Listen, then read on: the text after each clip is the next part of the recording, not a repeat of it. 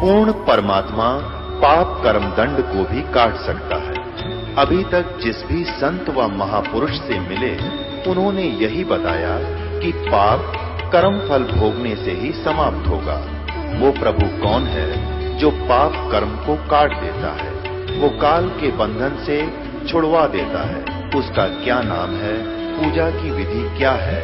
कृपया अवश्य सुनिए जगत गुरु तत्वदर्शी संत रामपाल जी महाराज के अमृत वचन। नमस्कार दर्शकों, इस दुख भरे नाशवान लोक में जहां कहीं भी कभी भी दुख और कष्ट किसी भी मोड़ पर हमारा पीछा कर सकते हैं, वहीं ब्रह्मपाल जी की कहानी हमें यह सिखाती है कि सत भक्ति के बिना जीवन कितना कठिन हो सकता है। बुलंदशहर उत्तर प्रदेश के रहने वाले ब्रह्मपाल जी ने 28 साल तक भारतीय सेना में कैप्टन के रूप में सेवा दी।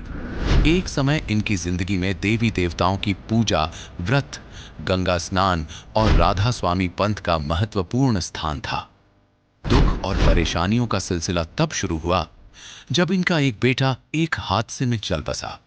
इनके दूसरे बेटे की बीमारी ने इनकी चिंताओं को और बढ़ा दिया। इनके बेटे की दोनों किडनियां फेल हो गईं और इलाज में पैसे खत्म हो गए। आर्थिक स्थिति इतनी बिगड़ गई कि उन्हें भारी आर्थिक संकट का सामना करना पड़ा। अंततः उनके दूसरे बेटे की भी मृत्यु हो गई। इन भयंकर दुखों ने ब्रह्मपाल जी को अंदर से पूरी तरह तोड़ दिया। जब सभी पुण्य समाप्त हो गए और जीवन अंधकारमय हो गया, तब ब्रह्मपाल जी को तत्वदर्शी संत रामपाल जी महाराज के बारे में पता चला। उन्होंने संत रामपाल जी महाराज से नाम दीक्षा ली, जिसने उनके जीवन में एक नया सवेरा ला दिया। अब आप स्वयं ब्रह्मपाल जी की जुबानी सुने उनकी दुख भरी जीवन कहानी। नमस्कार सर। नमस्कार सर। सर क्या नाम है आपका? सर मेरा ब्रह्मपाल सिंह नाम है। सर कहाँ से हैं आप? सर मैं गांव पिपाला, जिला बुलंदशहर, उत्तर प्रदेश का रहने वाला हूं। सर संत रामपाल जी महाराज से नाम दीक्षा आपने कब ली? संत रामपाल जी महाराज जी से मैंने नाम दीक्षा 20 अक्टूबर 2011 को ली। सर क्या काम करते हैं आप? सर मैं इससे पहले आर्मी में सर्विस करता था और 28 साल सर्विस करने के बाद में ऑलरेडी कैप्टन के रैंक से जो है मैंने रिटायरमेंट ली है। सर संत रामपाल जी महाराज से नाम दीक्षा लेने से पहले क्या आप कोई भक्ति साधना भी करते थे? संत रामपाल जी महाराज जी के नाम दीक्षा लेने से पहले सर मैं जो जगत में आम सभी जो मेरा परिवार भक्ति करता है, जैसे कि ब्रह्मा विष्णु महेश, दुर्गी माता, गणेश जी आदि जो ये पूजा थी, इनकी हम पूजा किया करते थे। जहाँ भी हमें मालूम पड़ता था कि ये मंदिर अच्छा है, उस मंदिर में जाया करते थे। या हफ्ते में कम से कम 3-4 दिन ऐसे आते थे जो कि हम व्रत भी रखते थे, गंगा स्नान के लिए भी जाते थे। जैसा जैसा जो है हमें समय मिलता था, जैसे कि हम आर्मी में थे तो हम ऑल इंडिया जो है इधर उधर जाने को मौका मिलता था। सभी धार्मिक स्थानों को देखने की इच्छा भी होती थी और वहाँ जा कर के हम अपने मन से वहाँ कुछ कामना भी जो है मांगा करते थे या वहाँ कुछ वादा करके आते थे कि अगर ऐसा मुझे लाभ हो जाएगा तो मैं आपके द्वारा दर्शन करूँगा। इस प्रकार जो है हम जो है भक्ति करते थे। सर फिर आप संत रामपाल जी महाराज की शरण में कैसे आए? 2004 के अंदर मैं राधा स्वामी से जुड़ा था और 11 के लास्ट तक वहाँ जुड़ा रहा। वहाँ पर जो है सत्संग भी अटेंड करते थे और उनकी किताबें भी पढ़ते थे। जब किताबों में हमने देखा कि राधा स्वामी के मुख्य जो संत हैं शिवदयाल जी, और उनके बारे में हमने पढ़ा कि इनके तो कोई गुरु ही नहीं थे, तो हमने आपस में विचार विमर्श किया अपने भक्तों में कि भाई जब हमारे गुरु जी के गुरु नहीं है तो ये हमारा कल्याण कैसे करेंगे। इस प्रकार वहाँ से भी जो है हमारा मन हटता गया। सर आप पारंपरिक भक्ति साधना कर ही रहे थे और राधा स्वामी पंथ में भी आपने भक्ति साधना की, गुरु बनाए, तो फिर संत रामपाल जी महाराज की शरण में आने का क्या कारण बना? इससे पहले पहली भक्ति जो करता आ रहा था, उसके बाद में जब बड़ा लड़का ख़त्म हो गया तो उसके 8 साल के बाद में मेरा एक छोटा लड़का था जो कि पढ़ाई लिखाई पूरी करने के बाद में मर्चेंट नेवी में उसने अपना जॉब जो है अटेंड किया था और वहाँ पर वो क्या नाम है डेक कैडेट में शिप कैप्टन था। लेकिन वहाँ पर जैसे वो सर्विस करता था वहाँ पर उसको पानी सूट नहीं हुआ और उसकी तबीयत वहाँ पर ख़राब हो गई। ख़राब होने के बाद में 1-2 बार के बाद में हमने उसको वहाँ से इस्तीफ़ा दिलवा दिया कि अभी आप यहाँ सर्विस नहीं करोगे, क्योंकि हम तो पहले ही जो है दुखों के मारे हुए थे। मैंने उस लड़के को जो वापस बुला लिया। वापस बुलाने के बाद में धीरे धीरे जो है उसका ट्रीटमेंट कराया, लेकिन ट्रीटमेंट जो है कोई सफलता हमें नहीं मिली। आखिर एंड ये हुआ कि वहाँ के मेरठ के डॉक्टरों ने उस लड़के को जो है सर गंगाराम दिल्ली को फॉरवर्ड कर दिया। वहाँ पर मैं और मेरी पत्नी उसको दोनों लेके चले गए। वहाँ पर हम लगभग 6 महीने वहाँ पर जो है बच्चे का ट्रीटमेंट कराया। उसकी दोनों किडनी जो है ख़त्म हो गई थी और जिससे कि उसकी वहाँ पर जो है कोई हमें कामयाबी नहीं मिली। इसी के दौरान जो है हमारी आर्थिक स्थिति, पूरा पैसा ख़त्म हो गया, हर चीज़ ख़त्म हो गई, लेकिन फिर भी जो है हम उस बच्चे को नहीं बचा पाए। जो ये एक्सीडेंट हो गए थे, जो बच्चों की मौत हो गई थी, मुझे गलत हैबिट पड़ गई थी। मैंने ड्रिंक करनी शुरू कर दी थी और ये स्मोक वगैरह जो करना शुरू कर दिया था। अब इसमें सवाल एक आ जाता है कि इससे पहले जब उन देवताओं की मैं भक्ति करता था, तो मुझे भी नौकरी मिल गई थी, बच्चों को भी नौकरी मिल गई थी, पैसा भी था, मकान दुकान भी जो है सही हो गए थे। लेकिन हम बड़े खुश थे कि आगे जो है भक्ति जो है, जैसा हम ये नाम ले रहे हैं, इन्हीं की कृपा है, इन्हीं की कृपा से ये सब कार्य चल रहे हैं। लेकिन जब ये सर्वनाश हुआ, जब नुकसान हुआ, तब महसूस हुआ कि हमारा जो भक्ति चार्जर है, जो सही भक्ति है, वेदों के शास्त्रों द्वारा हमारी भक्ति नहीं हो रही थी। जो इससे जो लाभ मिला था वो पिछली कमाई थी या पिछले जन्म की कमाई थी। जब तक वो कमाई चलती रही, जब तक मेरा कार्य सही चलता रहा। लेकिन जब भक्ति दान की जो है बैटरी डिस्चार्ज हो गई, तो 6 महीने में ये मालूम नहीं पड़ा कि कितना कमाया था, कहाँ गया, कैसे गया। यहाँ तक कि पूरा परिवार भी जो है मेरा साथ छोड़ गया। इसके बाद में यहाँ से जब ये दूसरा जो है लड़का जो ख़त्म हो गया, ख़त्म होने के बाद में तभी एक बहन आई थी मेरे पास में कि अब जो है आपका सब कुछ ख़त्म हो चुका है, अपने लिए आप जो है बरवाला आश्रम संत रामपाल जी महाराज जी के शरण में जाइए। इस प्रकार जो भक्ति करते करते जो काल ने जो है मेरे दोनों बेटों को जो ले लिया था, आपके सामने ऊपर जो फोटो में है, ये बड़ा बेटा है जो कि थल सेना में था। इसके बाद में इसकी उम्र 24 साल थी और जो छोटा बेटा है उसकी उम्र 28 साल है, जो कि मर्चेंट नेवी में था। ये आपके सामने छोटा बेटा है जो कि दोनों ये भक्ति करते हुए ब्रह्मा विष्णु महेश आदियों की भक्ति करते हुए इस काल ने जो है मेरे से झपट लिया था। दोनों जवान बेटे थे और आप जो है इनको फोटो पे देख सकते हो। और जब ये लास्ट एक्सीडेंट हो चुका था तो मेरे जितने भी गार्जियंस थे, जो भी रिश्तेदार आदि थे, सब मिलने के लिए बार बार आ रहे थे। तो उनमें से जो है एक बहन जिसका नाम ज्ञानेश है, वे हमारे पास आई और उन्होंने जो संत रामपाल जी महाराज जी के बारे में जो है हमसे बताई कि भाई साहब अभी आप जो है संत रामपाल जी महाराज जी की शरण में चले जाओ, आपका कल्याण हो जाएगा, आपकी मोक्ष प्राप्ति हो जाएगी। तो उनकी ये लैंग्वेज सुन करके मुझे कुछ समझ में नहीं आया। मैंने उनसे जो है बड़े सही ढंग से बताया कि बहन जी आप ये बताइए, जब मेरे दोनों बच्चे ख़त्म हो गए तो अब मैं संत रामपाल जी महाराज जी के शरण में जाके क्या करूँगा? क्या संत रामपाल जी महाराज जी जो है मुझे क्या नाम है ये बच्चे वापस कर देंगे? ये मेरे उनसे क्वेश्चन आंसर हुए। लेकिन उन्होंने ये बोला कि भैया कोई बात नहीं, बच्चे तो वापस नहीं कर सकते, लेकिन मोक्ष प्राप्ति के लिए, आगे सुख शांति के लिए जो है आप परमात्मा के शरण में जाइए। वे पूर्ण ब्रह्म परमेश्वर हैं। संत रामपाल जी महाराज वे कुछ भी कर सकते हैं। जब आप वहाँ जाओगे, जब उनका ज्ञान पढ़ोगे, तब आपको मालूम पड़ेगी।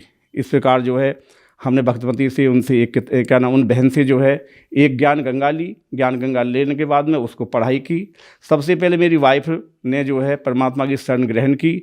संत रामपाल जी महाराज जी ने उनको नाम दान की क्या नाम दया करी। 20 अक्टूबर 2011 को जो है मैं उनके साथ गया और मैं संत रामपाल जी महाराज जी के जो है शरण में जो है मालिक ने मेरे पर क्या नाम दया की। संत रामपाल जी महाराज ने मुझे अपनी शरण में लिया। सर आपके बताए अनुसार आप पर दुखों का पहाड़ टूटा हुआ था, तो फिर संत रामपाल जी महाराज से नाम दीक्षा लेने के बाद क्या आपके दुख दूर हुए? क्या आपको लाभ भी प्राप्त हुए? आपने सही क्या नाम प्रश्न किया है। संत रामपाल जी महाराज जी के पास में नाम लेने के बाद में हम धीरे धीरे जो है मालिक के बताए तरीके से जो है भक्ति करते रहे। भक्ति करने के साथ साथ हमें इतना ज्ञान भी नहीं था। तो लेकिन उससे पहले जब हम समाज में थे, समाज में हमारे ऊपर तरह तरह के प्रश्न आने लगे। यहाँ तक कि जो हमारे रिलेटिव हैं या इधर उधर के यार दोस्त हैं, उन्होंने हमसे आना जाना या हमारे सामने से निकलना भी बंद कर दिया। सब ये कहते थे कि इनके 2 बच्चे ख़त्म हो गए हैं, इनके मकान के सामने से भी नहीं निकलना। ये सब समस्या सुनते सुनते जो है हमें बहुत परेशानी हुई। और परेशानी होने के बाद में क्या नाम है हमने कुछ सोच विचार किया कि भाई और कुछ जो 2-4 अच्छे आदमी थे, उन्होंने बोला कि भाई आप जो ट्रीटमेंट ले लो और परमात्मा क्या नाम है भगवान आपको दया कर देंगे। बगैर किसी प्रार्थना के हमने परमात्मा से प्रार्थना नहीं की, लेकिन हम चुपचाप जो है शर्म की वजह से ट्रीटमेंट लेते रहे, तरह जगह जगह हॉस्पिटलों में जाते रहे। लेकिन लास्ट हॉस्पिटल दिल्ली आरआर जो कि बहुत बड़ा हॉस्पिटल है आर्मी का, और वहाँ भी जो है हमने जो है ट्रीटमेंट लिया कि हमारे कोई मालिक जो है बच्चा जो है हमें प्रदान कर दे। उस टाइम मेरी एज जो है 55 साल थी और मेरी क्या नाम पत्नी की एज जो है 50 साल थी। लेकिन वहाँ पर भी जो है हमें जो है कामयाबी नहीं मिली। वहाँ भी उन्होंने जो यही जवाब दिया कि आप जो है इसमें सक्सेस नहीं होगे, और अगर आपको बच्चे की इच्छा है तो आप किसी आश्रम से जो है बच्चे को गोद ले लो। लेकिन हम बोले हम गोद नहीं लेंगे, अब हमारे भाग में बच्चा है ही नहीं। अगर हमारी किस्मत में हमारे बच्चे होते तो वही हमसे दूर ना होते। और हमने एक ही जो है अपने मन में प्लानिंग करी कि अभी हम परमात्मा की भक्ति करेंगे। इस प्रकार करके अगले 15 तारीख को जो है सत्संग था, हम आश्रम में आए, मालिक का सत्संग सुन रहे थे। सत्संग के बाद में कुछ भक्त हम आपस में पार्क में बैठ जाते थे, अध्यात्म ज्ञान की चर्चा करते थे।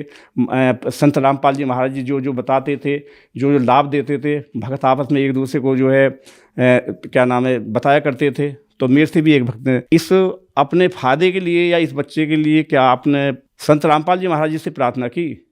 मैंने बोला भाई हमने संत रामपाल जी महाराज से प्रार्थना नहीं की है, क्योंकि उम्र के लिहाज से हमें गुरुजी से डर भी लगता है, संत रामपाल जी महाराज से शर्म भी आती है। इस चीज़ की प्रार्थना करने में हमें जो है हिचकिचाहट है। लेकिन उन्होंने बोला कि हमारे संत रामपाल जी महाराज जी बड़े दयालु हैं और सबकी प्रार्थना सुनते हैं, आप प्रार्थना करो। ये सब करने के बाद में अपनी पत्नी से मैंने बात की। उन्होंने जो है संत रामपाल जी महाराज जी से प्रार्थना की कि परमात्मा अगर आपकी इच्छा हो, मालिक आप कृपा कर दें तो मैं ट्रीटमेंट करा लूँ, इलाज करा लूँ। तो संत रामपाल जी महाराज ने उस टाइम ये बोला था हंस करके कि क्या आपने अभी तक ट्रीटमेंट कराया नहीं है? तो मेरी वाइफ ने बोला हाँ क्या नाम गुरुजी मैंने ट्रीटमेंट कराया है। तो उन्होंने एक सवाल किया था, बेटा तेरे ऊपर जो है अब कर्ज खत्म हो गया है, अपना भक्ति करो और मोक्ष प्राप्ति करो। लेकिन उन्होंने जिद की कि परमात्मा जो समाज की जो बातें आ रही हैं वे बाहर नहीं निकलने देती हैं, आप कृपा कर दो और मुझे क्या नाम है आशीर्वाद दे दो। तब संत रामपाल जी महाराज ने बोला था कि ठीक है बेटा जाओ इलाज करा लो। वहाँ से जो है चलने के बाद में इलाज की प्रक्रिया शुरू हुई। शुरू होने के 4 महीने के बाद में हमारी वाइफ को जो है जिसको MC पीरियड बोलते हैं, MC पीरियड आया, जो कि इससे पहले 2 साल पहले बंद हो चुका था। और इतना MC पीरियड आया कि हम भी घबरा गए थे कि इतनी ब्लीडिंग करने के लिए मुझे डॉक्टर के पास उनको ले जाना पड़ा। तो ये ले जाने के लिए हम नोएडा कैलाश अस्पताल में गए। वहाँ पर हमने चेकअप करवाया और चेकअप कराने के बाद में वहाँ के डॉक्टरों ने ये एक फैसला दिया कि इनका ऑपरेशन करना पड़ेगा और इनकी बच्चादानी निकालनी पड़ेगी। ये सब करने के बाद में जो हमारी फाइल लग गई और वो हमें जो है ऑपरेशन की डेट भी दे दी गई कि आप इस डेट को जो है ऑपरेशन के लिए आओगे। उससे पहले हम आशीर्वाद लेने के लिए अपने संत रामपाल जी महाराज जी के आश्रम में गए, उनकी शरण में गए हम। तो भगवती ने वहाँ प्रार्थना की कि परमात्मा मेरा तो जो है अभी ऑपरेशन होना है। तो वहाँ पर भी कि मालिक ने संत रामपाल जी महाराज जी ने ये हंस करके बोला था कि किसका ऑपरेशन, क्या ऑपरेशन, कोई ऑपरेशन नहीं होगा, चलो सेवा करो, भक्ति करो। ये कह करके जो है हम वहाँ से आ गए, परमात्मा आ गए जो आशीर्वाद के लिए भक्तों में बढ़ गए। और भगतमती जो है वापस जो है अपने पंडाल में आकर के बैठ गई और इसी चिंता में लगी रही कि आगे होना क्या है। लेकिन उस दी हुई डेट पर जो है हम दोनों कैलाश अस्पताल नोएडा वहाँ गए। जाने के बाद में हमारी जो है उस डेट की वहाँ पर OT में जो है बुकिंग थी। और जब वहाँ पर गए तो जाने के बाद में भगतमती जो है ऑपरेशन थिएटर में जाने के लिए तैयारी करते हैं एक पेशेंट को, इनको तैयार किया और वहाँ जाने के बाद इनकी फ़ाइल जो है स्ट्रेचर पर रख दी गई। वहाँ जब उसमें सब कुछ देखा तो उस फाइल के अंदर जो ऑपरेशन की डेट थी या जिस कारण ऑपरेशन होना था उसमें हर चीज़ ओके लिखी हुई थी कि और जब OT में जो डॉक्टर आते हैं वे फाइल को चेक करते हैं कि किस कारणवश जो है ये पेशेंट यहाँ पर है, क्योंकि वहाँ भीड़ अधिक रहती है। तो ये तमाम चीज़ जो है वे डिटेल में चेक करते हैं। जब डॉक्टर साहब ने देखा कि आपके तो हर चीज़ ओके है, इसमें ऑपरेशन नहीं है, तो ये भी एक चमत्कार की बात है। संत रामपाल जी महाराज जी की मेहरबानी है जो उन्होंने बोला था कि कोई ऑपरेशन नहीं होगा। पेशेंट को वापस कर दिया गया और इनका ऑपरेशन नहीं हुआ। इसी के दौरान मालिक की कृपा से अगले 9 महीने में मालिक की ऐसी रजा हुई कि इस झोंपड़ी के अंदर मालिक की दया से, संत रामपाल जी महाराज की दया से एक बच्चे ने जन्म लिया। हमने प्रार्थना की थी, संत रामपाल जी महाराज से प्रार्थना की थी कि हम तो परमात्मा ओवर एज हैं, भगतमती के लिए मना कर दिया, डॉक्टर ने मेरे लिए मना कर दिया है और सब सिस्टम जो है जो डॉक्टरी लाइन के वे फेल बता दिए गए हैं। तो मालिक ने बोला कि बेटा चिंता मत करो, मैं अपने कोटे से आपको एक हंस दूंगा, एक लाल दूंगा। तो परमात्मा ने वो करके दिखाया और उस बच्चे ने इस घर में जन्म लिया। आज वो बच्चा जो है 7 साल का हो चुका है। आपके सामने अभी आप देख सकते हो, जो संत रामपाल जी महाराज जी ने हमारे ऊपर कृपा की थी, वो बच्चा अपनी क्या नाम है, मम्मी की गोदी में है। आप सब देख सकते हो और बड़ी एक खुशी की बात है जो मालिक ने एक कृपा की और अनहोनी को होनी करके दिखाया है। और इस समाज के लिए, इस भक्त समाज के लिए इससे बड़ी जो है और क्या मतलब जानकारी हो सकती है, क्या चमत्कार हो सकता है, ये आपके सामने है। मेरी वाइफ की एज 54 साल है। इस एज में डॉक्टरों ने मना कर दिया था कि इस एज में जो है आपको कामयाबी नहीं मिलेगी, लेकिन परमात्मा ने वो आपके सामने अनहोनी को होनी करके जो है अपने कोटे से जो है संत रामपाल जी महाराज ने करके दिखाया है। इसके बाद में लाभ अगर मैं शाम तक भी जो है इस इंटरव्यू में आपको बताऊं तो वो भी पूरी नहीं हो सकती। संत रामपाल जी महाराज की कृपा से आज मेरी उम्र 62 साल है और इस उम्र में मालिक की दया से जो भी मुझे सेवा मिलती है वो सेवा मैं बहुत ही मेहनत से और अपने किसी बगैर कष्ट के जो है हमेशा करता रहता हूँ। और दूसरा लाभ ये है कि परमात्मा की दया से उन्होंने अपनी शरण में ले लिया और इससे बड़ा लाभ क्या होगा, जो कि मुझे एक भगवान की प्राप्ति हो गई और एक मोक्ष प्राप्ति जो है जाने का जो है रास्ता मालिक मुझे सिखा रहे हैं। सर, समाज के लिए आप एक उदाहरण हैं और आज जो लोग आपको टीवी पर देख रहे हैं वह भी किसी न किसी तरीके से परेशान हैं, दुखी हैं। सर, उनके लिए आप क्या संदेश देना चाहेंगे? मैं उनको संदेश तो नहीं दे सकता और ना ही मैं इस लायक हूँ। मैं तो एक अब परमात्मा का कुत्ता हूँ, दास हूँ। लेकिन मैं उनसे प्रार्थना जरूर कर सकता हूँ कि भाई आप अपने ज्ञान का इस्तेमाल करो, अपनी बुद्धि का इस्तेमाल करो। परमात्मा ने हमें वेद शास्त्र से, गीता से हर चीज़ जो है ओपन करते हैं। आज हमारे जो है 10-12 के चैनल चल रहे हैं, उसमें सत्संग को देखिए आप और सही जानकारी प्राप्त करके संत रामपाल जी महाराज जी की शरण में आइए और अपनी मोक्ष प्राप्ति कराइए, साथ में अपना कल्याण कराइए। धन्यवाद सर।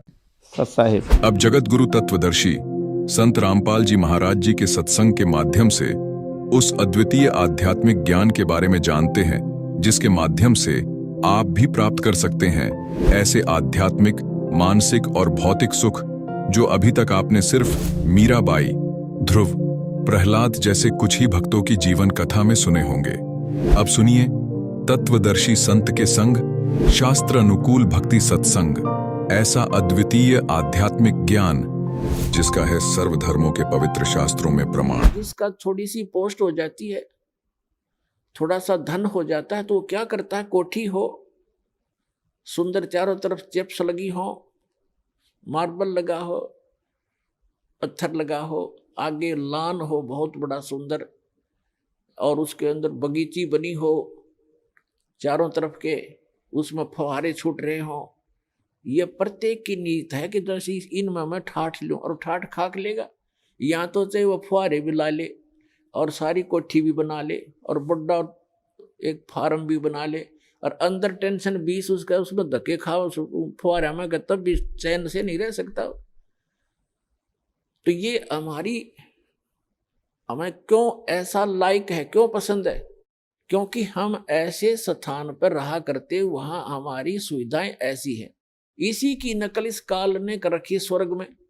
जो यहाँ से देवता बनकर जाते हैं उनको जैसे यहाँ अच्छे अधिकारियों को गवर्नमेंट अलॉट कर देती है कोठियाँ, तो ऐसे वहाँ अलॉट कर दिए जाते हैं आपको अलग अलग, लेकिन वह पूंजी आपकी नष्ट होती है, आपका पुण्य अक्षीण होता है। तो वो सुविधाएं, उस सतलोक वाली सुविधा से स्वर्ग की तो ये समझ लो उसके तुलना में वो कुछ भी नहीं है जो सतलोक में आपको सुविधा है। स्वर्ग में भी ऐसा ही है, मृत्यु होगी, पुण्य समाप्त होंगे या फिर यहाँ होंगे। स्वर्ग के देवता भी गधे की योनि से स्टार्ट होते हैं। बताओ, खा कहिए स्वर्ग का राज्य और क्या इस पृथ्वी का राज्य। तो सतलोक के अंदर आपको ये सभी सुविधाएं उपलब्ध हैं। जैसे अभी तक ये नकली पंथ कबीर साहब की वाणी चुरा के अरे पंथ चला बैठे, कितने जीवों का नाश कर दिया, राधा स्वामी पंथ, जय गुरुदेव पंथ, और ये सच्चा सौदा सरसा और जगमाल वाली पंथ, एक ये जनौद के अंदर बना हुआ है ताराचंद पंथ, ये भी उसी कुएं का जल है राधा स्वामी वालों का।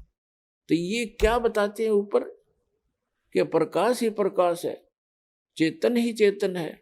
वहां पर आत्मा ऐसे लीन हो जाती है जैसे बूंद समंदर में, वहां और कुछ है ही नहीं। ऐसे कबीरपंथी बताते हैं भगवान निराकार है, आत्मा उसमें जाकर मिल जाती है।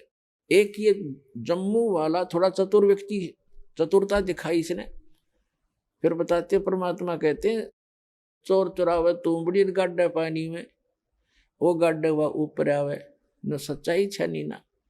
यो रांजड़ी वाला जम्मू वाला जो मधु परमहंस है, इसने चतुरता दिखाई, कबीर साहब की वाणी में पढ़ लिया कि वहां हंस आत्मा के का शरीर 16 सूर्य जितना प्रकाश है, उसने प्रकाश प्रकाश नोट कर लिया। तो उसने एक अलग से सिद्धांत पेश कर दिया मन घड़ंत के पहले परमात्मा ने एक शब्द उच्चारा, उस तो सफेद प्रकाश हो गया, उस प्रकाश में फिर परम पुरुष मिल गया, फिर वो सतलोक बन गया, अमरलोक हो गया, खाक चरा वही की हुई रहेगा, चेतन प्रकाश हो गया फिर। और आत्मा उसमें ऐसे घूमती है जैसे बिंदु टाइप में, जैसे मछली पानी में घूमती है जल में, ऐसा ऐसी स्थिति सतलोक की बता रहा है ये जम्मू वाला रांजड़ी वाला मधु परमहंस। तो इनको कख भी पता नहीं, भक्ति मार्ग का ने डबो दिया विश्व का विश्व। तो पुणात्माओं सतलोक के अंदर ऐसी सृष्टि है, उसकी नकल कर रखी काल ने यहाँ पर, नकल डुप्लीकेट। अब देखो कोई भी व्यक्ति वृद्ध होना पसंद नहीं करता। अब एक लगभग 75 वर्ष की वृद्धा, और उसको मैंने कहा बुढ़िया चली तेरा सुन ली बात अर्जी तेरी, ने बोली तने बुढ़िया दिखूं मैं, और जाड़ ने दांत उसके। मैं कहा बुढ़िया कद दिखेगी, फिर मेरे समझ में नहीं आई। मैं तुझसे ज्यादा नहीं बोला, पर अपने मन में मैंने सोचा देख, वो हमें तो ज्ञान हो गया कि इस मन का स्वभाव है, क्योंकि ऐसे स्थान से आया ये बूढ़ा होना पसंद नहीं करता। ऐसे ही एक रिटायर्ड मास्टर जी था, वो कहने लगा जी ऐसे ऐसे अभी नाम लिया मैंने आज ही, और मेरे ऐसी ऐसी गड़बड़ सी रहती है। मैं बोला वृद्ध हो गई, इतनी थोड़ी बहुत ठूठा तो हो ही जाती है। मैं बोला अभी बूढ़ा कहाँ हुआ, 74 साल का ही तो हूँ। अच्छा भाई बूढ़ा कर दोगा फिर। तो ये स्थिति हमारे मन की है, और ये बिल्कुल ठीक है, क्योंकि और फिर मृत्यु क्यों होती है? जब हम कितने सुखी हैं यहाँ पर, सारा जीवन एक संपत्ति संतान को जोड़ने में, उनकी सुरक्षा में, उनके पालन पोषण में लगा देते हैं, और फिर ना संतान का भरोसा ना अपने आप का। एक सेकंड में के बिजली गिर जाए इस गंदे लोक में। तो ये इसका समाधान बताया भगवान। अभी तक विकल्प नहीं था हमारे पास। हम ज्यादा से ज्यादा स्वर्ग माना करते थे, स्वर्ग चले जाएंगे। स्वर्ग क्या नहीं पता था, स्वर्ग में गए हुए प्राणी भी वापस आते हैं। श्रीमद् भगवत गीता अध्याय नंबर 8 के श्लोक नंबर 16 में कहा कि अर्जुन जो मेरी भक्ति करता ब्रह्म तक की, गीता अध्याय नंबर 8 के श्लोक नंबर 13 में ये गीता ज्ञानदाता कहता है मेरा एक ओम अक्षर है मुझ ब्रह्म का, ओम इति एकाक्षरम ब्रह्म विवरण माम अनुसमरण ये प्रयाति तजन देहम से याति परमाम गतिम। मुझ ब्रह्म का केवल एक ओम मंत्र है, नथिंग एल्स। इसके अतिरिक्त कोई मंत्र नहीं। ये और अटपट करते हैं ओम नमः शिवाय, ओम भगवते वासुदेवाय नमः, एवं नमः, ये बकवाद है सारी। ये मंत्र नहीं मोक्ष मार्ग, ये तो भांग है समझ लो, गेहूं के बीज के स्थान पर। तो ये कहता है मेरा एक ओम मंत्र है, और इसका जाप करते हुए अंतिम श्वास तक जाप करता हुआ जो शरीर छोड़कर जाता है वो मुझसे मिलने वाली, ओम से मिलने वाली परम गति को प्राप्त होता है। ओम से मिलने वाली परम गति कौन सी है? ब्रह्मलोक, क्योंकि ये ब्रह्म का मंत्र है ओम। गीता अध्याय नंबर 8 के श्लोक नंबर 16 में कहा है कि ब्रह्मलोक पर्यंत, ब्रह्मलोक में गए हुए प्राणी भी वापस पुनरावृत्ति में है, उनका फिर जन्म मृत्यु होता है। गीता ज्ञानदाता चौथे अध्याय के 5 और 9 श्लोक में, गीता अध्याय नंबर 2 के श्लोक 12 में, गीता अध्याय नंबर 10 के श्लोक नंबर 2 में गीता ज्ञानदाता कहता है कि अर्जुन तेरे और मेरे बहुत जन्म हो चुके हैं, तू नहीं जानता मैं जानता हूं। इसे सिद्ध है कि ओम नाम का जाप करने वाले ब्रह्मलोक में गए, ब्रह्मलोक में के बाद भी जन्म मृत्यु में आए। और गीता ज्ञानदाता स्वयं कहता मेरे और तेरे बहुत जन्म मृत्यु हो चुकी है, तू नहीं जानता मैं जानता।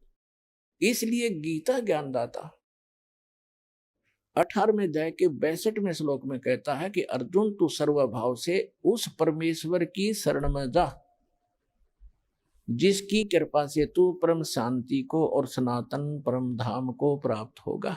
सनातन परम धाम शाश्वतम स्थानम, शाश्वत माने सदा रहने वाला, जिसका कभी क्षय ना हो कभी नाश ना हो, वो स्थान वो सत्यलोक है। उसको संत भाषा में सत्यलोक कहते हैं। सत्य का नाश नहीं होता, अविनाशी होता सत्य, वो सत्यलोक है।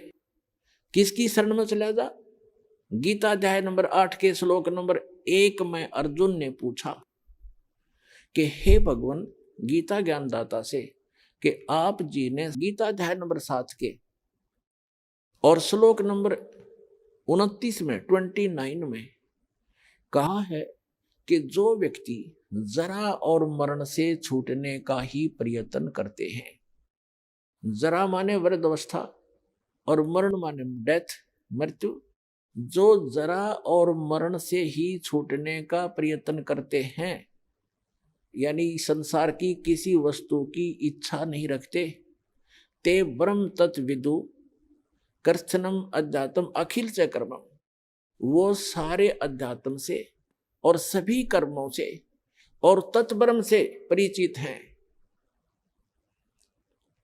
अब गीता अध्याय नंबर 4 के श्लोक नंबर 32 और 34 में 2 कंसेप्ट क्लियर किए हैं। एक तो ये किया है कि सच्चिदानंद घन ब्रह्म स्वयं आकर के वो परम अक्षर ब्रह्म अपने मुख कमल से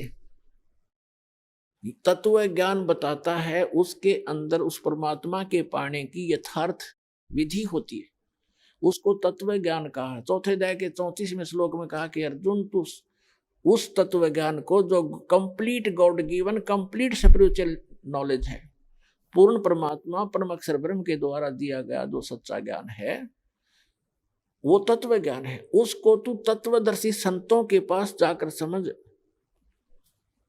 उनको दंडवत प्रणाम करने से, कपट छोड़कर सरलता पूर्वक प्रसन्न करने से वो तत्वदर्शी संत तुझे उस तत्व ज्ञान का बोध कराएंगे, उपदेश करेंगे। अब 7वें अध्याय के 29वें श्लोक में गीता ज्ञानदाता कहता है कि माम आश्रित यतन्ति ते, मेरे इस मार्गदर्शन का आश्रय करके कि तत्वदर्शी संतों की खोज कर लो, और वो तत्वदर्शी संत बताओगे उस तत्व ज्ञान को जिन्होंने ये आश्रय कर लिया, मेरे संकेत समझ गए, वो केवल जरा और मरण से ही छूटने का प्रयत्न करते हैं, क्योंकि वो उस तत्व ब्रह्म से और यहाँ के सारे अध्यात्म ज्ञान से और सभी कर्मों से परिचित हैं। जैसे दास आज के सत्संग में आपको वही क्लियर कर रहा है कि ऐसे कर्म करते रहे, ऐसे कर्म करने से ये लाभ होगा, ये हानि होगी, ये भक्ति करने से ये इतना लाभ होगा, जो पूर्व के संस्कार आपके प्राप्त हैं उनसे आपको ये लाभ हो रहा है, सतभक्ति ना करने से फिर वो एक ही दम आप प्राप्तियां आ जाती हैं। और बहुत से प्रमाण भी आपको दिए। मंत्री थे, प्रधानमंत्री थे, मुख्यमंत्री थे, वो पूर्व जन्म के पुण्यों से बने हुए थे, आगे चार्जर था नहीं, आगे सतभक्ति थी नहीं, एक ही दम सब नाश हो गए, जैसे डिस्चार्ज हो जाती है बैटरी इन्वर्टर की, और एक ही समय एक ही दम सब सुविधाएं समाप्त हो जाती हैं। तो इस संपूर्ण अध्यात्म ज्ञान से सभी कर्मों से जो परिचित हो जाते हैं वो तत्ब्रह्म से परिचित है, और इन कर्मों से अध्यात्म ज्ञान से वो ही जरा और मरण से छूटने का प्रयत्न करते हैं। जरा माने वृद्धावस्था का कहर। पुणात्मा, अब आप देखते हो कोई बूढ़ा चल रहा लाठी के सहारे, कभी बैठ जाता कभी चल पड़ता रहा, आप जब युवा हो स्पीड से निकल जाते उसको यूं देखते हुए, आपके कभी सपने में मनाती या दुर्गति थारी भी होगी, आपकी भी होगी। तो जब तक आपको ये ज्ञान नहीं होगा तब तक ये मन की बकवाद समाप्त नहीं होंगी। इस ज्ञान से 90% लगाम डल जाएगी मन पापी के, जो दास आपको बताने चाह रहा है। जो बेमतलब की रिश्वतखोरी, चोरी, हेरा फेरी ये करते फिरते सारा दिन झूठ बोलते हैं पेट के लिए, और 1 सेकंड का भरोसा नहीं, कहाँ बिजली गिर जाए। और जब हम इस परम पिता की शरण में आ जाएंगे, आपको चार्जर मिल जाएगा, हैंडपंप मिल जाएगा, कितना जल भर लो, दूसरे का क्यों चराओ, तो अपना भरो ठाठ के, कितना ठोक लियो, मटके भर के धर लियो सपेर। तो हम अविधिवत चलने से चोर उचक्के बन गए, और शास्त्र अनुकूल साधना करने से आपको यहां भी सुख देगा और वहां पहुंचावेगा आपको जो गीता ज्ञान दाता बता रहा है। अब बताएंगे आगे। अब गीता ज्ञान दाता बता रहा है कि जो मेरा इस ज्ञान को आश्रय कर लेते हैं, तत्वदर्शी संत की खोज कर लेते हैं, उससे फिर उस तत्ब्रह्म की जानकारी हो जाती है। तत्ब्रह्म, उस परम अक्षर ब्रह्म की, उस परमात्मा की, जिसमें 18वें अध्याय के 62वें श्लोक में जिसकी शरण में जाने के लिए गीता ज्ञानदाता कह रहा है, उसकी जानकारी होती है और सभी कर्मों से परिचित हो जाते हैं और सभी अध्यात्म कंप्लीट स्पिरिचुअल नॉलेज से वो परिचित हो जाते हैं। तो केवल वो जरा और मरण से छूटने का प्रयत्न करते हैं। जैसे दास ने उदाहरण दिया कि एक बुढ़िया 80 साल की, 75-80 वर्ष की, और मुंह में दांत नहीं, और उसको मैंने कह दिया बुढ़िया पीछे हो, दूसरी को आने दे, बहनों को ने बोली तेने बुढ़ी दिखूं मैं, वो तेरा गजब हो, 80 साल की जाड़ नहीं। ये बिल्कुल सही है, क्योंकि हम वृद्ध होना कति लायक नहीं करते और न ही हम मृत्यु पसंद करते। और ये दोनों डेफिनेटली होंगे, मृत्यु भी होगी और वृद्ध भी होंगे। तो पुण्यात्मा 8वें अध्याय के प्रथम मंत्र में अर्जुन ने पूछा कि हे गीता ज्ञान दाता से कि हे पुरुषोत्तम, क्योंकि उसको पुरुषोत्तम मान रहा था, वो श्री कृष्ण मान रहा था कि श्री कृष्ण ये ज्ञान दे रहा, लेकिन श्री कृष्ण के अंदर यूं काल बोल रहा था गीता ज्ञान दाता। उसने पूछा कि किम तत्ब्रह्म, किम अध्यात्म, किम कर्म पुरुषोत्तम। तो उसने पूछा कि वो तत्ब्रह्म क्या है जिसको जानकर, और क्या वो अध्यात्म ज्ञान है, उसके विषय में गीता ज्ञानदाता 8वें अध्याय के 3 मंत्र में कहता है, श्लोक में, कि वो परम अक्षर ब्रह्म है। वो परम अक्षर ब्रह्म है, गीता ज्ञानदाता से अन्य है वो भगवान, जो सर्व सुखदायी है, सर्व पाप नाशक है, और जो शाश्वत स्थान प्रदान कराने वाला है। इसलिए 18वें अध्याय के 62वें श्लोक में कहा कि अर्जुन तू सर्वभाव से उस परमेश्वर की शरण में जा, उसकी कृपा से ही तू परम शांति को और सनातन परम धाम को प्राप्त होगा। अब गीता ज्ञानदाता ने तो 8वें अध्याय के 13वें श्लोक में अपनी साधना बता दी कि मेरा एक मुझ ब्रह्म का केवल एक ओम अक्षर है। ओम इति एकाक्षरम ब्रह्म व्यवहारण माम अनुसमरण ये प्रियाति तजन देहम स याति परमाम गतिम। अब उसने स्पष्ट कर दिया कि मेरा तो एक ओम मंत्र है मुझ ब्रह्म का, और ओम से क्या मिलता है ब्रह्म लोक। 8वें अध्याय के 16वें श्लोक में बता दिया कि ब्रह्म लोक पर्यंत, ब्रह्म लोक में गए हुए प्राणी भी पुनर्जन्म के अंदर हैं। वो शाश्वत स्थान नहीं हुआ जहां जाने के बाद वापस नहीं आना पड़ता। 15वें अध्याय के 1 से लेकर 4 श्लोक में श्रीमद् भगवत गीता में कहा है कि अर्जुन ये उल्टा लटका हुआ संसार रूपी वृक्ष है, जिसकी ऊपर को जड़ जो मूल है वो तो परम अक्षर ब्रह्म समझो, वो तो पूर्ण परमात्मा है, और नीचे को तीनों गुण रूपी शाखा है, रजगुण ब्रह्मा, सदगुण विष्णु, तमगुण शिव जी।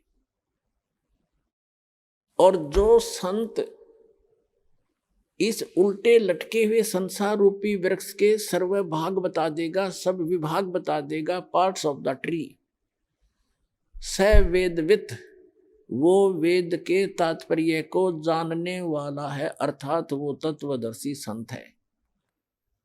4 अध्याय के 34वें श्लोक में कहा है कि उस तत्वदर्शी संत की शरण में जा, उनको दंडोत प्रणाम करने से, कपट छोड़कर प्रश्न करने से वो तत्वदर्शी संत तुझे उस तत्व ज्ञान का उपदेश करेंगे। उसकी पहचान बताइए 15वें अध्याय के प्रथम मंत्र में, जो उल्टे लटके हुए संसार रूपी वृक्ष के सभी छंद बता देगा, सब विभाग बता देगा, सवेदवित, वो तत्वदर्शी संत है। जब परमात्मा परम पूज्य कबीर परमेश्वर जी आदरणीय स्वामी रामानंद जी को सचखंड लेकर गए थे, फिर उनको वापस छोड़ा था, तब कहा था 2 ठौर है, एक तू भया एक से 2, और रामानंद कह हम कारणे तुम आए हो मगजो, तुम साहेब तुम संत हो, तुम सतगुरु तुम हंस, और गरीबदास तेरे रूप बिना और न दूजा अंश। तुम ही साहेब हो, परमात्मा हो, तुम ही सतगुरु हो, सच्चा ज्ञान मालिक आपके पास ही है, इस विश्व में किसी के पास सच्चा ज्ञान नहीं है, आप सतगुरु हो। तुम साहेब तुम संत हो, एक संत, संत माने सीधा, संत सोए दो सीधा चले, सब बकवादें छोड़ दे, यहाँ की सब बुराइयों से हट करके अपना जैसे मालिक दे उसमें विश्वास, उसी में गुजारा करे।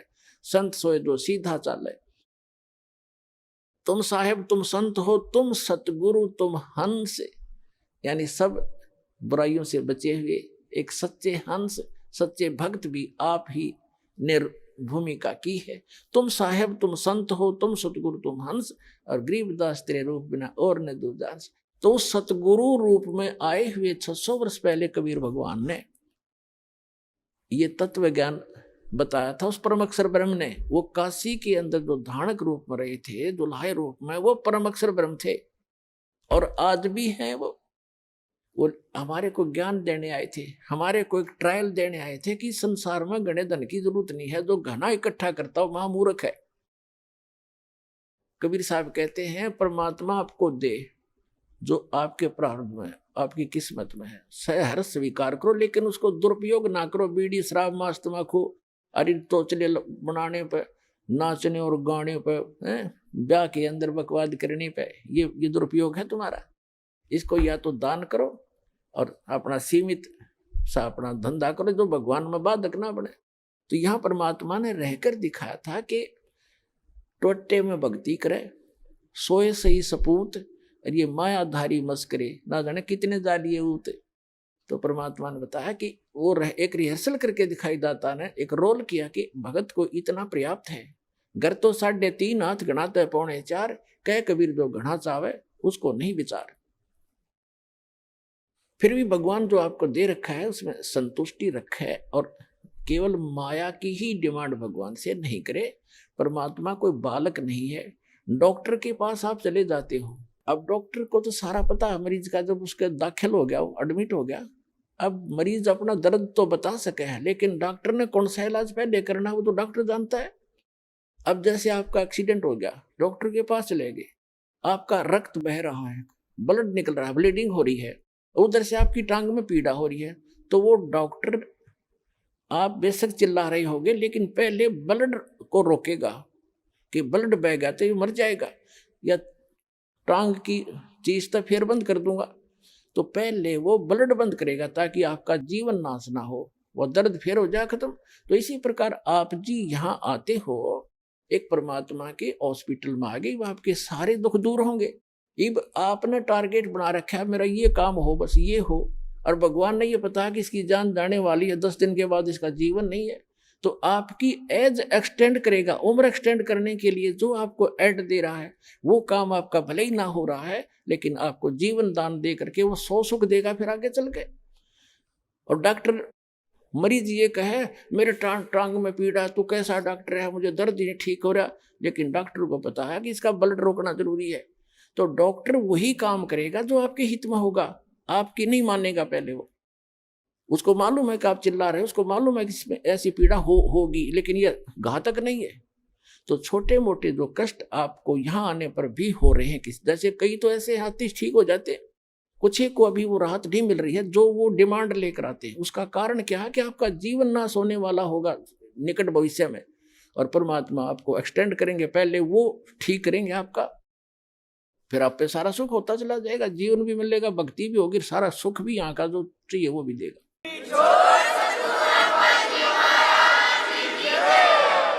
तो प्रसंग चल रहा है कि हम गीता अध्याय नंबर 15 के श्लोक नंबर 1 से 4 में ये स्पष्ट किया है कि उल्टे लटके हुए संसार रूपी वृक्ष को जो जानता है स वेदवित, वो तत्वदर्शी संत है, वो वेद के तात्पर्य को जानने वाला यानी ज्ञान युक्त है, वो तत्व ज्ञान युक्त। तो वो ज्ञान स्वयं भगवान ने बोला करके 600 वर्ष पहले, जिसको हम एक जुल्हा एक धानक कहा करते थे। पुण्यात्माओं, ये आपके पिता हैं, पूरे विश्व के सभी आत्माओं के हमदर्द हैं। हमारे लिए ये कैसे वेशभूषा में यहाँ रहा करते थे और कैसा रोल करते थे, और पूरे ब्रह्मांडों का संचालन भी वो एक झोंपड़ी में बैठकर किया करते थे। उसकी समर्थता से जब आप परिचित होगे तब आपको पता चलेगा सचमुच हम भगवान को छोड़कर अन्य की जो साधना कर रहे थे वो मोक्षदायक भी नहीं थी, सुखदायक भी नहीं थी। तो क्या बताया परमात्मा ने? अक्षर पुरुष एक पेड़ है जो पृथ्वी से बाहर दिखाई देता, उसको पूरे सभी विभाग सहित उसको पेड़ बोलते हैं, ट्री बोलते हैं, वृक्ष कहते हैं, दरखत कहते हैं, रूख कहते हैं। और उसकी जो नीचे का जो हिस्सा है जड़, वो प्रोक्ष है, वो गुप्त है। तो इसको उल्टा कर लीजिए, ऊपर को जो जड़ है वो संसार रूपी वृक्ष की, तो वो जड़ तो समझो पूर्ण परमात्मा है। और उस पूर्ण परमात्मा ने आके बताया है कि अक्षर पुरुष एक पेड़ है और सरपुरुष वा की डार, ज्योति निरंजन जिसके कहते हैं सरपुरुष, और तीनों देवा शाखा है ये पात रूप संसार। ये देखिएगा एक संसार रूपी वृक्ष का चित्र दिखाते हैं। ये पृथ्वी से बाहर जो दिखता है, समझो ये जो इतना है, ये देखिएगा ये स्थिति है वृक्ष की, पेड़ की। परमात्मा ने खुद बताया कि अक्षर पुरुष एक पेड़ है, ये सारा एक पेड़ है और इसका तना जो है ये अक्षर पुरुष है और सरपुरुष या की डार और तीनों देवा शाखा हैं ये पात रूप संसार। आप जी यहां पर हैं नीचे और ये अक्षर पुरुष है, ये तना है। ये अक्षर पुरुष तो समझो एक तना है ये इस पेड़ का, और इससे एक मोटी डार निकली है वो सरपुरुष है, ये सरपुरुष है जिसको ब्रह्म कहते हैं, ब्रह्म। और ये तीनों देवा, इसके तीन पुत्र हैं, इसकी तीन शाखाएं हैं, रजगुण ब्रह्मा जी, सतगुण विष्णु जी, तमगुण शिव जी और पात रूप संसार। अब ये तो उस परम पिता ने आके बता दिया कि अक्षर पुरुष एक पेड़ है और निरंजन वा की डार, ये सरपुरुष वा की डार और तीनों देवा शाखा है ये पात रूप संसार। तो ये जड़ कौन है ये बताने के लिए दास को भेजा है कि ये जड़ जो है ये परम अक्षर ब्रह्म है इस संसार रूपी वृक्ष की। और वो परम अक्षर ब्रह्म कौन है? अनंत कोट ब्रह्मांड का एक रति नहीं भारे, ये सतगुरु पुरुष कबीरे हैं कुल के सिरजनहारे। ये हो परम अक्षर ब्रह्म अपने आत्मा। उस परमात्मा ने स्वयं आकर बताया कि अक्षर पुरुष एक पेड़ है, सरपुरुष वा की डार और तीनों देवा शाखा है ये पात रूप संसार। तो गीता अध्याय नंबर 15 के श्लोक नंबर 1 में कहा कि जो संत, जो व्यक्ति संसार रूपी वृक्ष के इन सभी पार्ट्स को बता देगा, छंद को बता देगा, स वेदवित, तो तत्वदर्शी संत। उसके पश्चात 15वें अध्याय के 4थे श्लोक में कहा उसके पश्चात परमेश्वर के उस परम पद की खोज करनी चाहिए। जब तत्वदर्शी संत मिल जाए उस तत्व ज्ञान से, गीता अध्याय नंबर 15 के श्लोक नंबर 1 से 4 का निष्कर्ष दास बताने जा रहा है। तीसरे में कहा है कि उस तत्व ज्ञान से इस अज्ञान रूपी गुत्थी को काट कर समझकर उसके पश्चात परमेश्वर के उस परम पद की खोज करनी चाहिए, जहां जाने के बाद साधक फिर लौटकर कभी संसार में नहीं आते। और गीता ज्ञानदाता कहता है कि जिस परमेश्वर से संसार रूपी वृक्ष की ये प्रवृत्ति विस्तार को प्राप्त हुई है, यानी जिसने सब ब्रह्मांडों की रचना की है, केवल उसकी भक्ति करना और की नहीं। अपनी भी भक्ति को मना करता है, तुझे मोक्ष चाहिए, वहां जाना चाहता है, जहां जाने के बाद लौटकर साधक फिर संसार में कभी नहीं आते, उसके विषय में कहता है फिर तो उसी की भक्ति करनी है और को इष्ट रूप में नहीं मानना। ये देखिएगा श्रीमद् भगवत गीता दिखाते हैं आपको, ये देखिएगा श्रीमद् भगवत गीता और जयदयाल गोविंद का द्वारा इसका अनुवाद है। इसके 15वें अध्याय पर चलते हैं। यह है अथ पंचदशो अध्याय, 15वां अध्याय। इसमें कहा है श्री भगवान वाच ऊर्ध्व मूलम अध शाखम अश्वत्थम प्राहु अव्यम छंदासी यस्य प्रणानी ये तम वेद स वेदवित। इन्होंने अनुवाद ठीक नहीं करना आया ये तो ठीक लिखा है ना, आदि पुरुष परमेश्वर तो समझो ऊपर को जड़ है, वो तो पूर्ण परमात्मा है। ऊर्ध्व मूलम ऊपर को शाखा लिखना था, वो आदि पुरुष परमेश्वर है। और अधः शाखम नीचे को शाखा वाला, ये गलत लिखा है, पर मां रूप मुख्य शाखा वाले नहीं। ये देखो दूसरे मंत्र में गीता अध्याय नंबर 15 के श्लोक नंबर 2 में अधः और अधः 2 बार आए हैं। इन्होंने इसका अनुवाद यहाँ किया है, अधः माने नीचे, अधः माने नीचे, बिल्कुल ठीक है। अधः माने नीचे, अधः माने नीचे। तो यहाँ ऊर्ध्व माने ऊपर, ऊर्ध्व माने ऊपर। यहाँ देखो, हम ही इसे देख लेंगे प्रथम अध्याय में, 15वें अध्याय के प्रथम मंत्र में, ऊर्ध्व मूलम ऊपर को जड़ वाला, मूल जड़, और अधः शाखम नीचे को शाखा वाला। एक आम बालक भी समझ जाए इस ज्ञान से। और संसार रूपी पीपल के वृक्ष को अविनाशी कहते हैं। छंद, छंद वेद नहीं होते, छंद माने इसके विभाग, जिसके पत्ते आदि कहे गए हैं।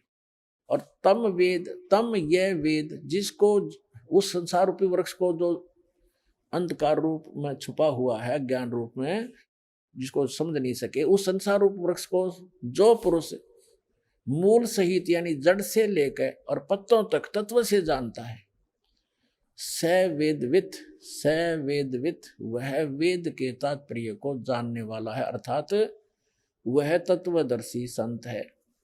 अब यहां देखो, अब 15वें अध्याय का हमने इसमें सारा बता रखा है। तीसरे में क्या कहा है कि,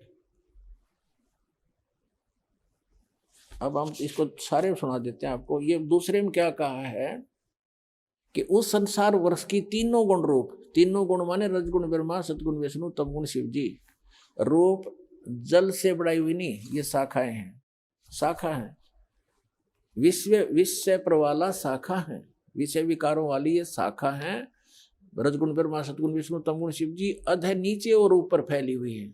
नीचे माने जैसे यो गीता का ज्ञान पृथ्वी पर बोला जा रहा था, ऊपर स्वर्ग नीचे पाताल, ऊपर और नीचे फैली हुई है। क्योंकि श्री ब्रह्मा, श्री विष्णु, श्री शिव जी एक एक गुण युक्त हैं, एक एक विभाग के मंत्री हैं। इनका प्रभाव इन तीनों ही लोकों पर है, पृथ्वी लोक पर, पाताल लोक और स्वर्ग लोक पर। इससे अन्य जो स्थान हैं, जो ब्रह्म लोक है, वो अलग स्थान है, वहां पर ये काल भी तीन ही रूप धारण करके रखता है, उसमें भी तीनों ही गुण अपने विद्यमान रखता है।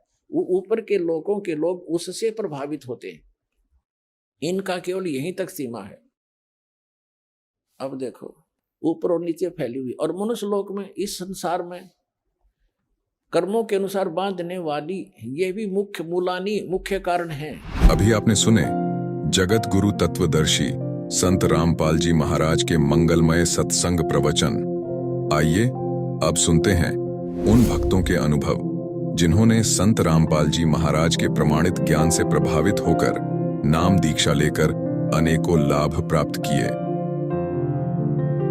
दर्शकों, मनुष्य जीवनधारी प्राणी के लिए उसका परिवार ही उसकी सबसे बड़ी पूंजी होता है, और यदि परिवार में ही दुख दारिद्र प्रवेश कर जाए तो व्यक्ति को जीवन नर्क समान नजर आने लगता है। श्री गंगानगर जिले के रहने वाले खुसाराम जी के जीवन में भी एक ऐसी ही स्थिति आ गई जब उनका परिवार दुख कष्टों से घिर गया था। खुसाराम जी बीपी, चर्म रोग, पथरी की समस्या से पीड़ित थे। उनकी पत्नी को लाइलाज बीमारी टीबी के साथ साथ प्रेत बाधा भी हो गई थी। बहन को भी प्रेत बाधा थी और पिताजी मानसिक रोगी थे। स्वयं खुसाराम जी भी नशे की लत में फंसे थे। घर में जिन पितरों की पूजा होती थी, वही पितर इन्हें प्रकट होकर कहते थे कि तुम्हारा ऐसा नुकसान होगा, वैसी ही हानि अगले दिन हो जाती थी। सर्व देवी देवताओं की पूजा करके जब ये थक गए तो उनकी एक ही पुकार थी कि कोई धरती पर पूर्ण संत या पूर्ण परमात्मा है तो मुझे घर से लेकर जाए। उनकी इसी पुकार को सुना जगत गुरु तत्वदर्शी संत रामपाल जी महाराज जी ने, जो इनके सपने में आए और इन्हें बरवाला आश्रम चलने के लिए कहा। संत रामपाल जी महाराज जी के कहने पर खुस्साराम जी ने नाम दीक्षा ली और उस दिन के बाद ही इनके जीवन में और घर परिवार में जो सुख हुए, उनको सुनकर आप भी दंग रह जाएंगे। अब सुनिए खुस्साराम जी के मुख से उनका ये अनोखा अनुभव। सर नमस्कार। नमस्कार सर। क्या नाम है जी आपका? खुस्साराम साहब। कहाँ से आए जी आप? गांव 22 से अनूपगढ़, जिला श्री गंगानगर, राजस्थान गाँव। संत रामपाल जी महाराज जी से नाम दीक्षा कब ली? जी 29 नवंबर 2013 को। संत रामपाल जी महाराज जी से नाम दीक्षा लेने से पहले आप क्या भक्ति साधना करते थे? पहले सर हम ये जो बजरंगबली की, माता जी की, रामदेव जी का और भैरू जी के बकरे वगैरह वहाँ चढ़ाते थे राजासर में। उसके अलावा जो जांडी वगैरह पूजते हैं वो भी पूजा करते थे। और हमारे एक चाचा जी और के घर में एक पितर की जगह बना रखी थी, पितर साधना भी करते थे। पीरों के भी साधना वो बीच में साधना वो भी करते थे। उसके अलावा जो व्रत वगैरह करने हैं वो भी किया करते थे सर। तो फिर संत रामपाल जी महाराज जी से नाम दीक्षा क्यों ली? सर वो जो हम पहले साधना कर रहे थे उनसे हमारे को कोई विशेष लाभ नहीं मिले थे, तो हम क्या परेशान हो चुके थे। क्योंकि हमारे जो पहले 1993 में मेरे पिताजी जो है वो मेंटली डिस्टर्ब हो गए थे और उनको हमने गंगानगर में दिखाया और सूरतगढ़ में, जो बीकानेर में, जहाँ जहाँ हमारी पहुँच थी लेवल के हिसाब से, वहाँ हमने सब दिखाया। और उसके अलावा जो हमारे एक सिस्टर छोटी, उनको भी भूत प्रेत की दिक्कत रहती थी और मेरे जो पत्नी थी उनको भी ये समस्या थी। और हमारे जो पिताजी थे वो लगभग 3 साल तक बीमार रहे थे। उस दौरान हमने दवाइयाँ भी दिलाई और जो जहाँ जिन्होंने झाड़ फूक और जो हमारे को बताया गया था अभी संत महात्मा जैसे भी थे उनके पास हम झाड़े झपैड़ा करवाए थे, उनसे हमारे को कोई लाभ नहीं मिला था। और हमारा जो पितर वगैरह जो पूजा वगैरह थी वो भी हम करवाते थे। और ये जो माता जी के जागरण वगैरह जो भगत लोग आते थे जो हमारे यहाँ धागा तबीद करने, वो हमारे को बताते थे जी आप ये धागा करवाओ और यहाँ जागरण वगैरह लगवाओ, वहाँ आपको जाना पड़ेगा। यानी कि राजासर और पल्लू वगैरह, रामदेवरा, ये जहाँ जाते रहो। हमने एक महीने में 3 जागरण लगवाए साहब। संत रामपाल जी महाराज जी की शरण में कैसे पहुँचे? सर वो हम ये सभी साधना करके जब हार चुके थे, थक चुके थे, तो हमारे मन में एक यही क्वेश्चन रोज करता, मैं सुबह उठता ही भी, जो भी कोई पूर्ण परमात्मा है वो हमारे पे दया करो, क्योंकि हम इतने दुखदायी हो गए थे। हमारे जो पत्नी हैं उनको भी 1998 में मेरी शादी हुई थी, उसके बाद में 1 साल बाद में टीबी हो गई थी। तो टीबी होने के बाद में उनको हमने गंगानगर, बीकानेर और जो यानी कि चंडीगढ़ वगैरह तक हमने दिखाया था।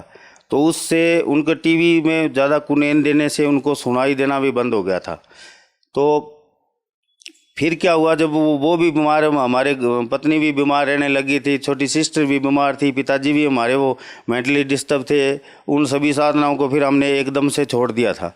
जो हमारे चाचा जी पितर पूजा करवा रहे थे हमारे से, वो पितर हमारे को शाम को बोलता जी हम ऐसे करेंगे, ये नुकसान करूँगा। सुबह हमारा कोई कभी भैंस मर जाती थी, कभी कोई बैल मर जाता था, कभी कोई उसका पाडी वगैरह जैसे भैंस की होती है वो मर जाती थी। इससे हम बहुत परेशान हुए सर। तो बाद में जी हमारे को धीरे धीरे ये परमात्मा के संत रामपाल जी महाराज का सत्संग हमारे को टीवी के माध्यम से सुनने को मिला और हमने लगभग 1 साल तक सत्संग सुना। और सत्संग सुनने के बाद में हमने एक ज्ञान गंगा पुस्तक मंगवाई और वो पुस्तक पढ़ने से हमारे को परमात्मा की वो जो सत्संगें थी वो यानी कि पुस्तकों के माध्यम में जो परमात्मा दिखा रहे थे, प्रमाण सहित दे रहे थे, तो हमारे को वो अच्छा लगा। हमने धीरे धीरे उनको और सुनना और बुकें पढ़ना जारी रखा। तो बीच में फिर एक दिन परमात्मा ने दया करी, संत रामपाल जी महाराज ने जो सत्संग सुनने थे, मैंने कहा भाई जो पूर्ण परमात्मा अगर कोई पूर्ण गुरु है तो हमारे को घर से आके जो लेके जाएगा वो हम उन्हीं के साथ जाएंगे। तो सुबह सुबह मेरे को 4 बजे परमात्मा की दया से सपना आया रामपाल जी महाराज की दया से। तो रामपाल जी महाराज हमारे गेट के आगे खड़े थे वाइट कपड़ों में और बोले बेटे आपने हमारे को बोला था अभी हमारे को जो लेने आएगा घर से हम उसी संत के साथ जाएंगे, उन्हीं से नाम लेंगे। तो हमने कहा हाँ जी, तो चलो बेटे आप बरवाड़ा चलते हैं और आप वहाँ नाम दीक्षा लो। तो मैंने कहा ठीक है। तो मैं महाराज जी के पीछे पीछे थोड़ी दूर गया, उसके बाद में मेरे को सुबह नींद लग गया था। संत रामपाल जी महाराज जी से नाम दीक्षा लेने के बाद आपको क्या लाभ मिले? सर संत रामपाल जी महाराज से नाम लेने से परमात्मा ने हमारे पर बहुत दया की है, बहुत से लाभ मिले हैं। मेरे को हर चौथे पाँचवें महीने में पथरी होती थी, वो परमात्मा की दया से नाम लेने से पहले हर छठे महीने दवाई, पाँचवें महीने दवाई लेनी पड़ती थी, और नाम लेने के बाद में पथरी निकली ज़रूर थी, उसके बाद में बनी नहीं। और एक मेरे को थोड़ी बीपी की प्रॉब्लम थी, वो भी परमात्मा की संत रामपाल जी महाराज की दया से वो भी बीपी भी सेट रहने लग गया था। और एक हमारे जो चर्म रोग की प्रॉब्लम थी, रात शाम को ऐसे बड़े बड़े यहाँ धप्पड़ से हो जाते थे मुंह पे और सर में, पैरों पे, पेट पे, वो भी परमात्मा की दया से नाम लेने से कोई 15 दिन मैंने बाद में दवाई ली थी, उसके बाद में दवाई लेना बंद कर दिया। और उसके अलावा भी परमात्मा ने हमारे को इतनी दया बख्श रखी है कि घर में अभी कोई पैसे की और कोई किसी प्रकार की दिक्कत नहीं है। जो पहले हमारे भूत प्रेत थे, जो पितर थे, जो हमारे को तंग करते थे, वो भी अब पता नहीं कहाँ चले गए। हमने तो उनको दोबारा, हमारे को कभी उन्होंने कष्ट नहीं दिया। और जी एक बार हमारी वो गुड़िया कॉलेज गर्ल स्कूल में पढ़ने ऑटो पे जाती थी, तो रास्ते में क्या है, वो हमारे प्रेम नगर गांव, एक वो शहर के नज़दीक ही एक है गांव, वहाँ पे क्या ऑटो पलट गया था।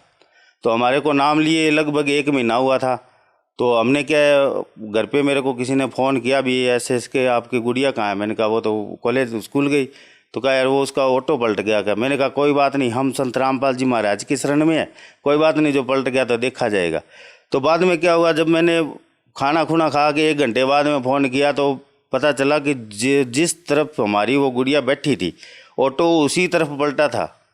और बाकी लड़कियों को, किसी को बीकानेर, किसी को गंगानगर, किसी को कहीं रेफ़र कर दिया। हमारी गुड़िया के मामूली सी यहाँ पे थोड़ी सी खरोंच आई थी और उसके कभी दिक्कत नहीं थी कोई।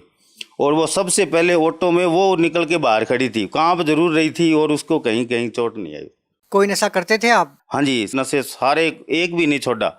सिगरेट, भांग, तम्बाकू, जर्दा, गुटखा वगैरह सब खाते थे। वो सब हमारे किराने की दुकान भी है घर पे, हमने वो भी सब बाहर फेंक दिया। ना हम नशा बेचते हैं और ना ही हम खाते हैं, ना ही हमारे कोई बच्चे वगैरह, सब परमात्मा की दया से मालिक संत रामपाल जी महाराज की शरण में सभी जुड़ चुके हैं अभी। हाँ जी, अब हमारे जो पत्नी थी उनको जो लाभ मिले थे, वो पहले उनको जो सुनाई नहीं देता था, रात को हमारे को ध्यान रखना पड़ता था, क्योंकि उनको जो थोड़ा सा एक जोर का जो खड़का हो जाता था या आवाज़ आती थी, उससे वो रात को पूरी रात सोती नहीं थी। और सर में कभी वो कोई भी चीज़ आ गई, वो सर में मारने की कोशिश करती थी, क्योंकि उसका सर ज़ोर ज़ोर से रात में वो चिंगारें सी उनको सुनने लग जाती थी। तो वो मालिक की दया से अब उनको वो ऐसी कोई प्रॉब्लम नहीं है, ना ही उनको कोई और बाधा भूत प्रेत की है, ना ही कोई बीमारी की। परमात्मा की दया से हम सभी अब आनंद मंगल हैं जी। भगत समाज को क्या संदेश देना चाहते हैं? भगत समाज को संदेश तो जी हमारे सदगुरु रामपाल जी महाराज का है। हम तो मात्र एक विनती कर सकते हैं, प्रार्थना कर सकते हैं भी, जो भाई बंधु हैं जो दुखी हैं, कम से कम, और तो चलो कोई ज्ञान सुने, कम सुनते हैं, जो दुखी हैं वो तो कम से कम परमात्मा के ये सत्संग सुनो। जो भी परमात्मा ने चैनलों पे जो सत्संग वगैरह आ रहे हैं उनके ऊपर सत्संग सुनो। बुकें जो भी, जहाँ भी आपको सेवा करते हैं कोई भगत भाई मिल जाता है तो वहाँ से बुक लेके और आप बुकें भी पढ़ो और ज्ञान प्राप्त करो। और नाम दीक्षा लेके अभी आपके जो सभी रोगों का जो निवारण है वो संत रामपाल जी महाराज के पास है जी। बहुत बहुत धन्यवाद।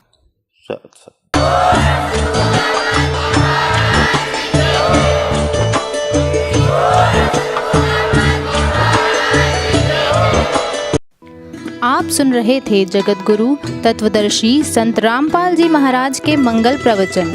अधिक जानकारी के लिए संपर्क करें